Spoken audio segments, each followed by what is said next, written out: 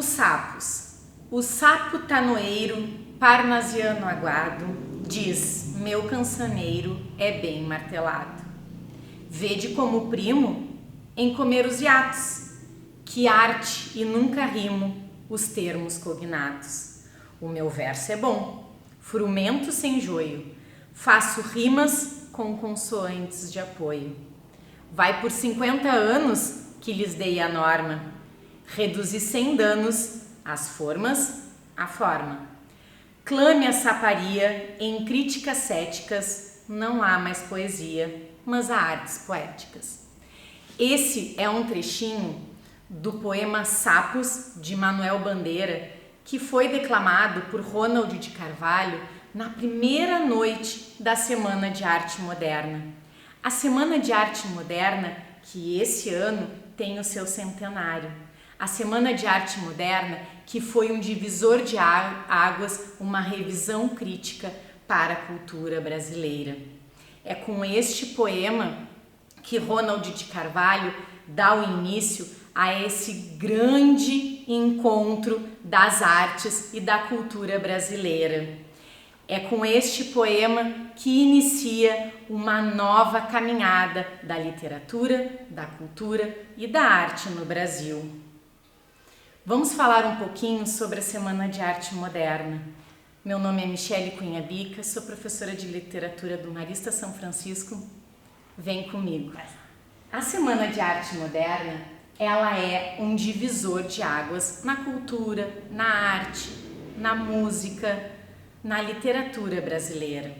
A Semana de Arte Moderna aconteceu no Teatro Municipal de São Paulo na semana entre 13 e 18 de fevereiro de 1922. A Semana de Arte Moderna, ela tem como palavra de ordem romper. Romper com tudo que foi feito no passado. A palavra ruptura, ela é de extrema importância na Semana de Arte Moderna, porque a Semana de Arte Moderna, ela teve como intenção, os seus organizadores tiveram como intenção olhar com a literatura, a arte, a cultura, a música, com um olhar crítico para a cultura brasileira, para a identidade brasileira, para tudo que foi feito até então na arte, na música, na literatura, em todas as questões culturais da literatura e da música. A Semana de Arte Moderna teve a intenção de romper, só que ela foi organizada muito antes. Quem pensou na Semana de Arte Moderna teve grandes influências das vanguardas europeias. Essas vanguardas europeias que tinham todo um pensamento também de romper, também de trazer novos horizontes para a cultura mundial.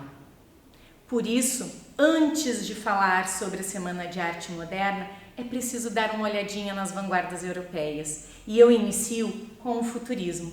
O futurismo que teve Marinetti como seu grande organizador e que diz: abaixo os museus, abaixo as bibliotecas, como se tudo que fosse construído antes disso não valesse. O futurismo, ele entendia que nós precisávamos olhar para frente, que nós precisávamos olhar para o futuro somente, esquecendo tudo que era do passado.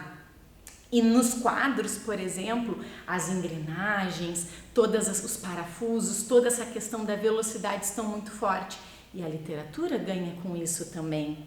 Outra vanguarda europeia que é muito falada e que foi muito vista dentro da Semana de Arte Moderna é o dadaísmo. E o dadaísmo tem como sua palavra de ordem o niilismo, aquilo que nada vale. Nada que foi feito até então para a arte, literatura, música funcionaria. O que funciona aqui para o dadaísmo é tudo que está ao meu alcance, isso é arte. Tudo que está ao meu alcance, isso é literatura. Por isso que temos artes como um ferro de passar roupa, ou então uma roda de bicicleta dentro do museu, isso é arte. Temos como uma outra vanguarda europeia o surrealismo, aquilo que usa o universo onírico como a sua base, aquilo que traz o tempo, aquilo que a gente não toca, mas o tempo é a fundamentação deste quadro que temos aqui, por exemplo. Temos o surrealismo como a palavra de ordem, o universo dos sonhos. Temos a vanguarda europeia expressionista, aquela que tem o grito como o seu grande quadro de revelação. Mas aqui no Brasil temos Cândido Portinari, que trata com os retirantes, aquele que quer expressar emoções. Não é somente pintar alguma coisa e só olhar o que está ali ao meu alcance, mas sim aqui a expressão do sentimento. Vejam, são retirantes, estão com fomes, são quase mortos-vivos. E nós temos a última vanguarda europeia que muito ajudou na Semana de Arte Moderna, que é o cubismo, que é aquela que permite olhar uma única coisa de todos os lados, ver várias facetas daquela situação, ou seja, não ficamos estagnados olhando apenas de uma posição, temos múltiplas observações daquela mesma situação. Todas essas vanguardas foram essenciais em se tratando da Semana de Arte Moderna. A Semana de Arte Moderna, que aconteceu em 1922, e aconteceu nessa data porque os seus organizadores tinham por vontade de festejar o centenário da independência do Brasil. E é por isso que ela aconteceu em 1922, mas ela foi pensada muito antes. E como nós estamos no centenário da Semana de Arte Moderna, nada melhor do que falar sobre essa semana que mudou o cenário cultural, literário, musical e artístico do Brasil, porque foi a Semana de Arte Moderna que deu o primeiro pontapé para o modernismo brasileiro. E o modernismo, ele reinventou, ele ressignificou e ele revisitou diversas culturas brasileiras e foi de extrema importância para o Brasil. Então vejam, a Semana de Arte Moderna, que foi esse divisor de águas, que resolveu revisitar criticamente, ela traz como características, objetivos e intenções. Eu trago esse quadro para vocês para que fique mais didático e um pouco mais material, para que vocês entendam que a Semana de Arte Moderna tem como objetivo reinventar, ressignificar. A identidade brasileira precisava ser resgatada e com a Semana de Arte Moderna isso foi feito. Imaginem vocês, nós temos o Teatro Municipal repleto de pessoas da alta burguesia de São Paulo que foram para o Teatro Municipal pensando ver uma grande obra tocada no piano ou grandes artistas clássicos nos seus corredores sendo expostos. Quando eles chegam lá, eles têm como abertura da Semana de Arte Moderna o poema Os Sapos. O poema Os Sapos, que critica diretamente o parnasianismo, movimento literário que aconteceu anteriormente, que quando ele diz o sapo tanoeiro, parnasiano aguado, ele está criticando diretamente aquela rigidez formal do parnasianismo. Porque na Semana de Arte Moderna nós queremos a liberdade de expressão, porque isso que é o brasileiro, é nessa identidade que nós estamos buscando a nossa realidade. E é ali que Graça Aranha, grande organizador da Semana de Arte Moderna e que teve uma grande influência para que os grandes nomes da sociedade burguesa paulistana estivessem lá. Imaginem a alta burguesia paulistana chegando no Teatro Municipal e vendo o pianista de fraque e de chinelo. Isso foi algo que rompeu os padrões da época e para a sociedade burguesa da época isso foi muito chocante.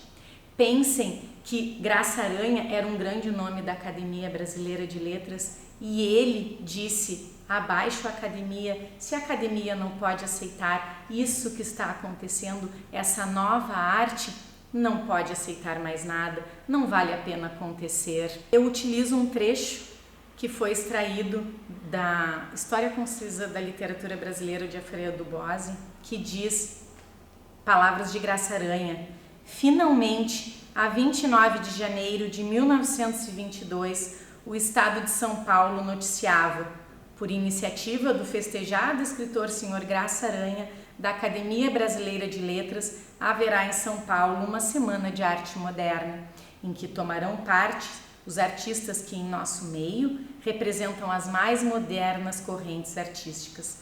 Esclarecia também que para este fim o Teatro Municipal ficaria aberto durante a semana de 11 a 18 de fevereiro, instalando-se nele uma interessante exposição. Graça Aranha, muito contente, continua: queremos luz, ar, ventiladores, aeroplanos, reivindicações obreiras, idealismos motores, chaminés de fábrica, sangue, velocidade, sonho na nossa arte, e que o rufo de um automóvel nos trilhos de 2 versos espante da poesia o último deus homérico que ficou anacronicamente a dormir e a sonhar na era do jazz band e do cinema, com a fratura dos pastores da Arcádia e os seios divinos de Helena. É com essa fala que Graça Aranha chama a atenção de todos com a Semana de Arte Moderna. Há de se ver que ele faz uma crítica não só ao parnasianismo que aconteceu imediatamente antes da Semana de Arte Moderna, mas ele também o faz com os grandes poetas árcades, com o romantismo de Helena, e ele faz isso tentando reivindicar e trazer uma nova identidade para o Brasil. Precisamos dizer que não foi só Graça Aranha que foi um grande organizador. Tivemos outros organizadores, tivemos Tarsila do Amaral, Anita Malfatti, que estiveram envoltas nas artes plásticas, tivemos Plínio Salgado na música, tivemos Di Cavalcanti, que fala: seria uma semana de escândalos artísticos, de meter os estribos na barriga da burguesia paulistana. Era isso que deveriam se fazer. Os organizadores estavam pensando nesse momento de divisão de águas, e a semana de 1922 foi importante para isso. Há de se ver que no primeiro dia, depois de Ronald de Carvalho declamar o poema Os Sapos, eles foram vaiados, muitos receberam muitas críticas, mas a semana continuou, o teatro continuou aberto. E tem um grande nome, gente, Monteiro Lobato, que fez uma crítica bem ferrenha, sobretudo a Anita Malfatti, já imaginando que a Semana de Arte Moderna aconteceria, e ele dizia que eram loucos e que não se deveria pensar nessas vanguardas europeias pensando em um movimento. Ok, tivemos a Semana de Arte Moderna, já entendemos que as vanguardas europeias foram muito importantes para que a Semana de Arte Moderna acontecesse. Mas e o que acontece depois da semana de 1922, que foram 3 noites muito badaladas no Teatro Municipal? Bem, gente, o que acontece depois são as revistas. As revistas literárias que começam a circular em todo o país com esse novo ar, com essa nova reivindicação, com essa revisão crítica da identidade brasileira. E aí, nessas revistas começam a aparecer os manifestos. Manifesto Antropofágico, Terra Brasil. Esses manifestos vão acontecer de modo a mudar a literatura. É como se fosse um escopo teórico, literário, para que dissesse: a partir daqui caminharemos de maneira diferente. Com esses manifestos, que são os desdobramentos da Semana de Arte Moderna, nós damos o pontapé inicial ao modernismo brasileiro, o modernismo que vai ser dividido em 3 gerações, mas que a primeira geração tem essa vontade que começou na Semana de Arte Moderna, a identidade brasileira, rever criticamente tudo que foi positivo e foi feito no passado e o que nós podemos resgatar no presente. Há de se pensar que foi com a Semana de Arte Moderna e com todos os olhares das vanguardas europeias, é que a gente percebeu que um grande movimento como o Manifesto Antropofágico, o que dizia o Manifesto Antropofágico que acontece na Semana de Arte Moderna?